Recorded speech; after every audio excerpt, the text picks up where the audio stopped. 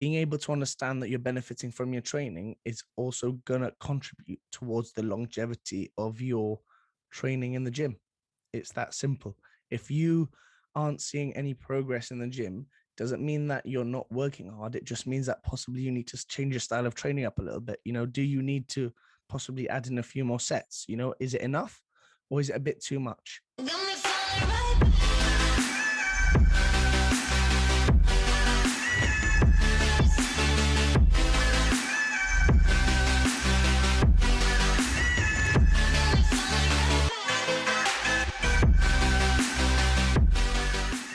Ladies and gentlemen, welcome back to another episode of the Fitzness Academy podcast.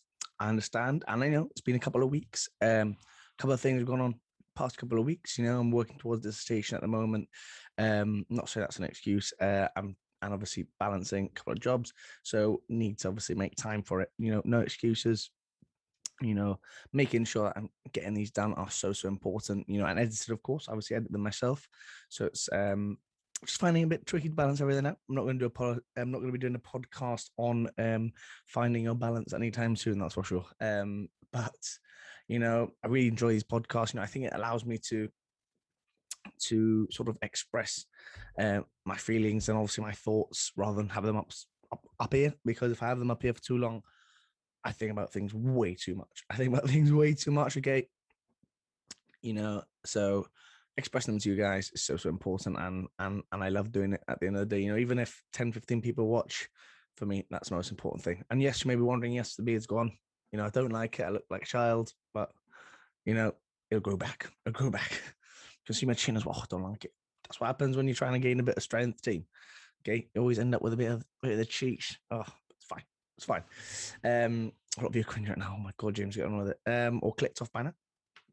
That's fine. No, you're definitely going to want to be sticking around for this podcast. This is really important. It's a follow-up on not last week, not the week before that, but the week before that, where we obviously focused on how to start training or how to begin training. That's so important. I think a lot of people tend to rush into things a lot, like I mentioned in that podcast, and they never get that solid foundation still. And obviously when they become a little bit more advanced, they'll still progress, but they're probably lacking and they won't maximize their potential because obviously they've not had that initial foundation bit. Okay, so go back and watch that podcast if you haven't already, because obviously I'll link into this one quite a bit and I'll refer to it quite a bit. Okay, so please do go check it out. It's not too long podcast by myself, so we'll see that's another benefit for you guys. Okay, so what are we going to be talking about today, team? What are we going to be talking about today? Okay, so a little bit of a progression on from that. How do you plan your training? How is your training planned? That is what this podcast is going to be about. Okay, so how do I plan my training, or how do you plan your training? That is what today's podcast is going to be about. Okay, so obviously we're going to cover three main points here in this podcast. Okay, what are you training for? Do you enjoy this type of training, and are you benefiting from this type of training? Well, how are you benefiting from this type of training? Okay, obviously that latter point is going to be after you've already started this type of training. A lot of times I think, from the experience that I've been blessed to gain thus far, I think it's definitely without a shadow of a doubt about trial and error to a certain extent at some stages. There are going to be times where a certain training stimulus may look fantastic on paper or in your mind, and movement competency of someone might not be the best, or injuries happen, or that you're not getting that psychological buy-in from that program. So things need to be adapted. So I think being holistical, or being able to be holistical, is so important with this, especially if any coaches are listening. I obviously don't have a ton of experience yet, but from what I gather so far, I've seen many coaches, in a professional environment say, oh, I think I'm going to change this up slightly, and that's mid-block. And don't be afraid to do that. Don't be afraid to do that, because, things change. So everything's going to be changing. You're going to have different buy-ins from different people who enjoy it. Some people don't. So please don't feel offended as well if you have to change it. Okay, it doesn't mean that you're bad. It just means that you're a better coach because you're able to adapt to certain situations. Okay, so starting off with the first point. Okay, what are you training for? That is so important. Like I said, in the last podcast, where we spoke just one to one, it's almost the most important bit. It's almost learning to walk before you can run. You need to learn why are you crawling on the floor when you're so young? You're crawling on the floor so young so you can learn how to walk. You are doing the strength training to be a better cricketer or a better football player. And that's it may sound a bit complicated to some, but it's like trying to open a locked door with no key. You don't have the purpose there. The purpose is to open the door, but you don't have the things to help you with it. So, again, that might be some confusing to some, but please do go back and listen to it if you need to have another think about it. But yeah, so what are you training for? It's probably the easiest thing about how to plan your training. It's probably the easiest thing that you can do, because you need to just sit down and think to yourself, right, what am I training for? And let me just preface this by saying, team, that I'm by no means am I saying that I think that people who just train to train are wrong. I think Ross Edgley says it so well. He's had so many points in his athlete adventurer career where he's just trained to train. Whether he's just finished an event. I know that when I finish a cricket tournament and I've got a couple of weeks off, I'll go to the gym to train. I don't have a goal in those sessions, but I go to train to get moving, and that's perfectly fine. Your average gym goer who works 9 to 5 and goes to the gym, just or you think just goes to the gym, he may have a goal. That's perfectly fine as well. That's what I'm trying to say to you. There's going to be points in your fitness career. There's going to be, well, maybe not career, but there's going to be points in your fitness journey where you may not have goals, and yes, that is okay, but it won't last for too long. You can't just go to the gym to train. You will for the first couple of weeks, maybe a month or so, but it won't last. Okay, it won't last. And that's why obviously Ross does it so infrequently. It's a case of, he does it when his adventures are finished. I do it when I finish a season, or the first couple of weeks, where you're meant to be having time off. I just go to the gym because I love it. So yeah, for a couple of examples here, I think, I've said I think about 20,000 times, and I've been told this, but I think a lot. So probably not about a lot of things, a lot of good things, or a lot of positive things, but I think so. I'm going to relay it to you. What are you training for? An example for me, I go to the gym. I have my clear goals. I want to get stronger. I want to be a better cricketer. I want to be a better bowler. I want to hit the ball harder. Those are goals. Those are goals. And I, by no means, again, am I saying that those are the only ways that you're going to be able to hit the ball harder, bowl faster, or get stronger. But it contributes to that. So we're specifically talking about gym training here, okay, team? We're specifically talking about training in the gym. So yeah, for me, that'll be planning based on those 3 goals. Okay, so getting stronger, being able to hit the ball powerful, so be a bit more powerful, that rotational power that a lot of S&C coaches in cricket talk about, and to bowl faster again. So that power, okay, so that bowling specific training, or that goal specific training, okay, and programming for that, is a topic for an entirely different podcast. But for what I'm saying is, in the next step of these podcast series that we're going to do about training in the gym, is that you're programming as a coach or as a person. You could be programming for yourself. That's perfectly fine. That happens, and that is only able to be programmed for after those goals are established. Again, if you just play a sport but you don't have any goals, those key performance indicators as an athlete for that sport will be underlined when with those key performance indicators. the key performance indicators of that sport, being able to be powerful, being able to be, agile, being able to be well balanced on one leg or one arm. Those are the things that we're talking about. Okay. So you may not think you have any goals, but the goals of the sport are still there, of course. Another example could very, very simply be Stephen, who goes to the gym. Stephen, who goes to Pure Gym on a Friday night, a Monday night, Tuesday night, takes a break Wednesday, and a Thursday night as well. So random days, I know. But though obviously those days for him, what is he training for? Is he training to lose weight? Is he training to gain strength? Is he training to gain size? Is he training because he just loves it?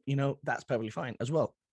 But he needs to know that every single time he goes into that gym, one, he knows what he's doing in terms of what exercise he's going to do. He's not going to, I've seen this so many times. Some people go to the gym and just go in a circle around the machines.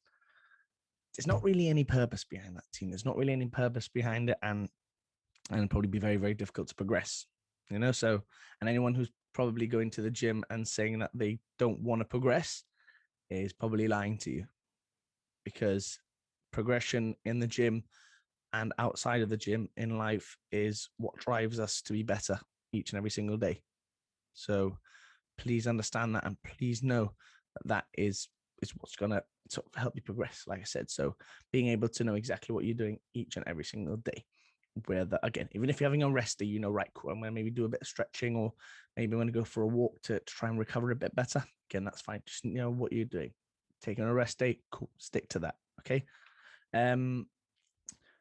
So there, what are you training for? Like I said, that went a bit off topic, but going back to that last point there, being able to tell yourself what you're doing each and every single day, that is going to be a part of your goals, or the goals for what you are training for. So Stephen, like I said, who wants to gain strength and gain some size. Okay, so he wants to be training in a hypertrophic stimulus, so he wants to be getting a hypertrophic stimulus out of his training. Is going to be training in those rep ranges. Obviously, like I said, the programming of, or the periodization of that is a topic for a completely different podcast, but those that goal still remains the same. So he knows what he's doing each and every single time he goes into the gym. Okay, so again, that's his goal. That's what he is training for. Okay, so again, a couple of examples there, which you should know is what you're training for. Okay, so it's important. On to the next one, team. Okay, do you enjoy this type of training? Now, I have definitely been guilty of this in the past, where I have not really enjoyed my gym training, but I've done it because I know I've got to, and I know that I've got a goal outside of the gym which needs me to be in the gym. I've been guilty of that before, and as much as it's okay to be doing this, it's going to be a fairly measurable process if you're going to be doing it like this. Now, do I think that there's an issue with it? Yes. But do I think that sometimes it's necessary? Yes. You're not going to go into the gym each and every single day motivated, wanting to be there. That might happen 3 or 4 times out of the 6 times a week that you go to the gym, or once, every 2 times you go to the gym.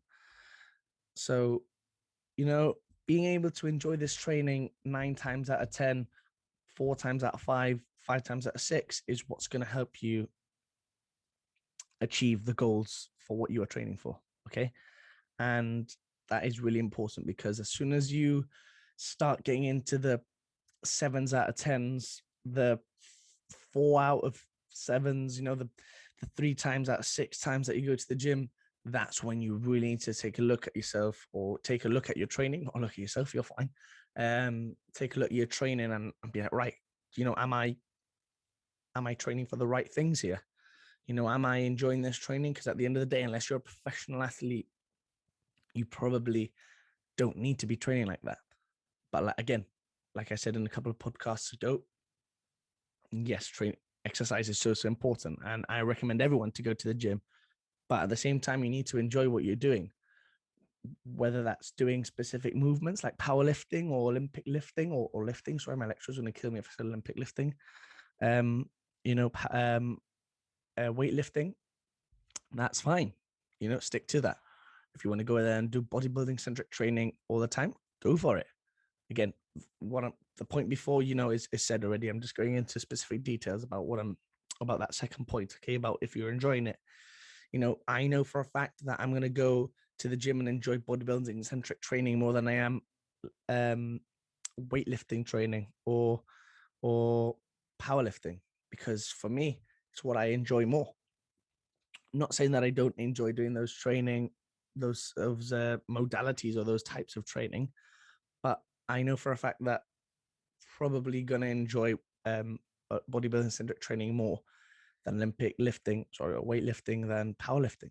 It's just me, but everyone's different. You know, I've got a friend of mine who really likes powerlifting. You know, I've got a friend of mine who really likes Olympic lifting. So those guys are going to probably not enjoy bodybuilding centric training more than they do weightlifting or powerlifting. So again, it's about enjoying this type of training. And you may be wondering, well, James, you know, now that you've told me that I'm not enjoying my training, what the flip do I do? You know, what do I do now? You've just ruined my gym experience. Well, I'm sorry for that. You know, I'm so sorry. But if you're gonna realize that, or you do realize that you don't enjoy a type of training, try something new. And this is another hot topic which I see quite often. Is where people are trying to do too many things, you know, in the space of a week.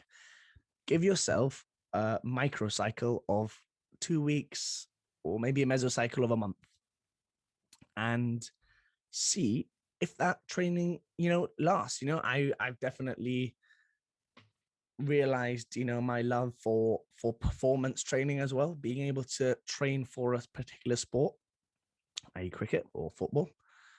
So for me personally, you know, being able to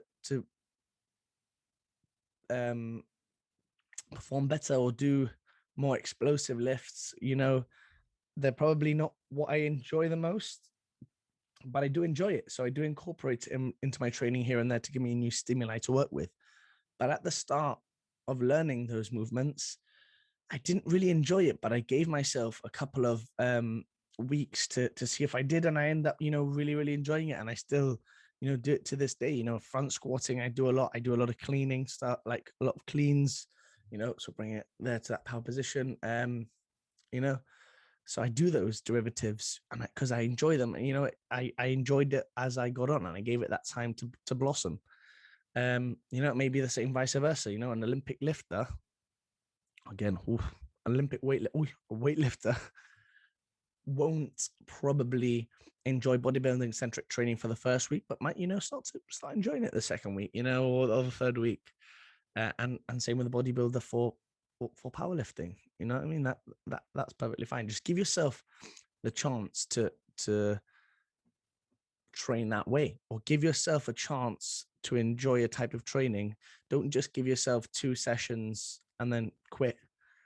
Give yourself the opportunity to enjoy a specific type of training, because if you don't give yourself a chance to enjoy that training, and you get to the end of the time that you're in the gym when you're 85, 86, 87, whatever it may be, and you regret not trying that type of training. I wish I would have tried, you know, bodybuilding centric training. I wish I would have tried Olympic lifting. I wish I would have tried powerlifting. But you never gave yourself the opportunity to so I wouldn't want to regret that. So I try every single thing in the gym, you know, even if it's a specific rep range. You know, the other day I tried a rep range from one of the sports scientists at Cardiff City. You know, he's a top lad. You know, learn a lot of him and learning a lot of him now. And, you know, he's getting the boys to do sort of a very hypertrophic sort of block, you know, or sorry, it was going across the different sort of modalities. So it was obviously starting with strength, so 6 reps. Then he would go on to a little bit of low level hypertrophy, so 12, and then straight onto that sort of muscular endurance, like 25 reps. Oh my God, I tried that in the gym yesterday and my arms are still on fire. So, you know, trying different, and I was in the gym and obviously instructing these lads and helping them out. And oh my word, you know, I was like, I want to try this. So I tried it and I actually really enjoyed it. I found that I got a little bit more bang for my buck after those exercises, or sorry, that style of training. So, you know, I'm going to try it again. I'm going to give it a shot, and excuse me, if I wouldn't have probably done that, or sorry, if I would have done it and not enjoyed it, I probably would have given it a couple of extra sessions before I stopped. At the end of the day, I'm not going to carry on doing certain training if I don't like it, but I'm going to give myself an opportunity to enjoy that style of training, or try to enjoy that style of training. I'm not just going to give up because I didn't like it for one session. See what it's doing? Ranting. It's to keep the water on deck. But yeah.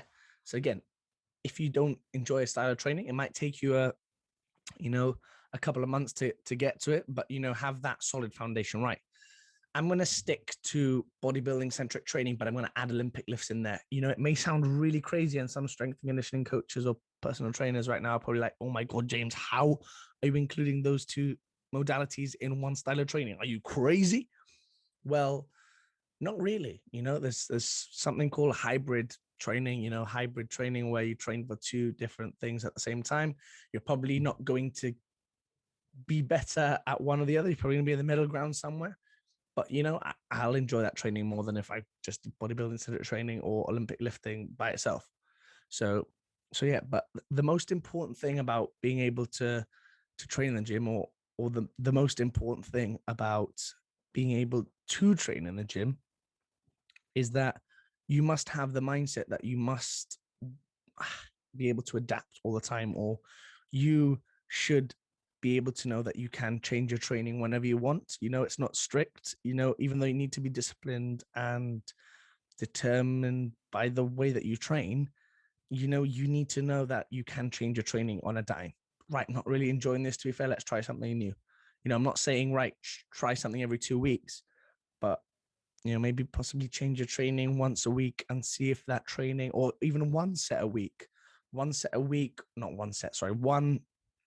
superset a week, maybe remove that one superset and try an Olympic lift at the start of your session, see if you like it. If you don't like it, okay, try it maybe next week.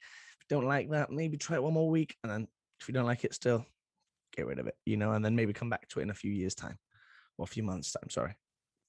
So yeah, being able to adapt your training, or knowing that you can adapt your training whenever you want, is so important, because if you are stuck in a rut with your training for far too long, there's more likelihood that you're going to stop completely rather than slowing down, and stopping completely is what will probably lead to the downfall of your fitness journey.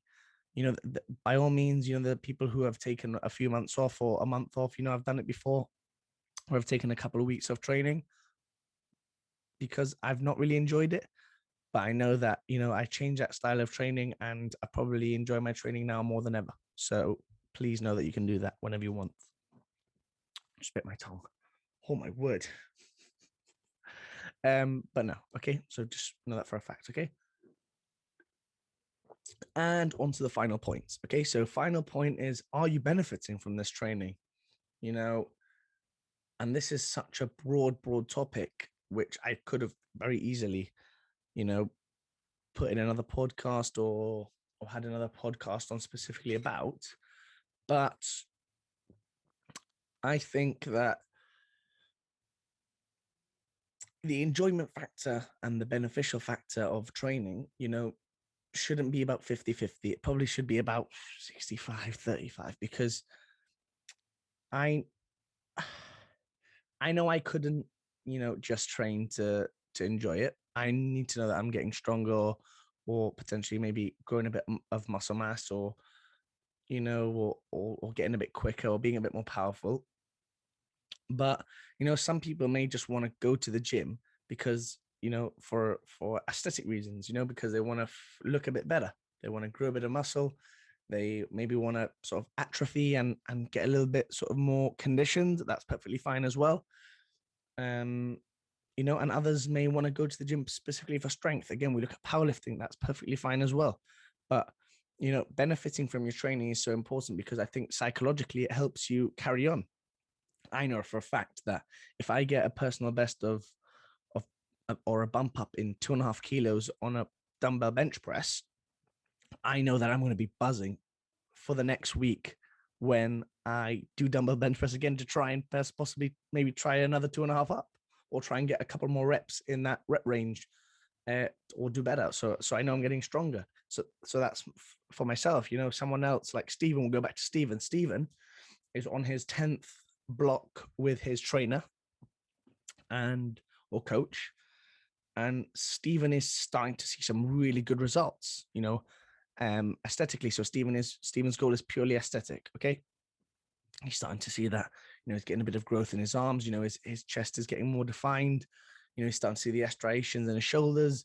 That for him is beneficial, or he's benefiting from that training because he's getting his aesthetic goals. Starting to achieve his aesthetic goals. Okay. That's what I'm trying to say here. So yeah, so Stephen is benefiting from these goals. So I am benefiting from my goals, I am benefiting from my training, and so is Stephen. So that's so important. I don't know why I said Stephen, by the way. That was a bit bizarre. But yeah, that it's that simple, really. And I probably would have. You probably think that I should go into more detail about that, but it's as simple as that. Being able to understand that you're benefiting from your training is also gonna contribute towards the longevity of your training in the gym. It's that simple. If you aren't seeing any progress in the gym, doesn't mean that you're not working hard. It just means that possibly you need to change your style of training up a little bit. Do you need to possibly add in a few more sets? Is it enough, or is it a bit too much? Being able to change your training up again is so important for you psychologically and physically. Because again, if you're doing too much, you need to bring it back down. That's going to contribute to your longevity. If you're not doing enough, and then you increase your training, and then you see a bit more progress, or you see that you're benefiting from your training, that's going to increase your longevity as well. So again, have that holistical standpoint where you can change your training on a dime, because it's going to contribute to your longevity in the gym. So yeah, those are the 3 points, team. And obviously, it's probably not seem like a long podcast today, but I wanted to clear the elephant in the room there, and because there's probably going to be people watching this podcast, me again thinking, thousands of people watch, even if I can help 4 people or 1 person, if I can help 1 person with this, then brilliant. That's one, what my goal is. Okay. And I've startled a lot. I've repeated a lot of words, but I know that, what I'm trying to say is coming across in one way or another. Okay. So hopefully you guys enjoyed that. Please do cycle back to any points that you need to in the podcast, whether that may be point number 1, what are you training for? Point number 2, do you enjoy this type of training? Or point number 3, are you benefiting from this type of training? Please do cycle back to those points, re-listen to it, relay it to your own story. Okay. Because what I'm trying to say to you is you may have experienced in one way or another. It may not be the way that I've said it, but it's definitely probably happened to you or will happen to you in the near future. So please understand that, and hopefully, fingers crossed, like I said, I've helped you out. Please do let me know in the comment section below if there's anything specific that you want me to talk about, whether that be a specific style of training, how to train for a specific style of training. Obviously I am not an expert just yet. I would love to be soon. So I'm working very hard to do so. But yeah, I research as much as I can for these podcasts. So please do understand that you can put it in the comment section below, and I will do my absolute best to answer your query. Okay. So thank you so much for listening again, guys. This is, again, it's not always going to be myself, so the next podcast is hopefully, fingers crossed, going to be with either a cricketer or a footballer. Again, I'm not sure how I'm going to lay it out yet. We'll have to see. But yeah, obviously you will find out in due course. Okay. So please do listen out for those. Stay tuned to social media. Follow the Fitzness Academy social medias in the description below, and look forward to another podcast, or look forward to another episode of the Fitzness Academy podcast. Thanks very much, guys. Chat to you soon.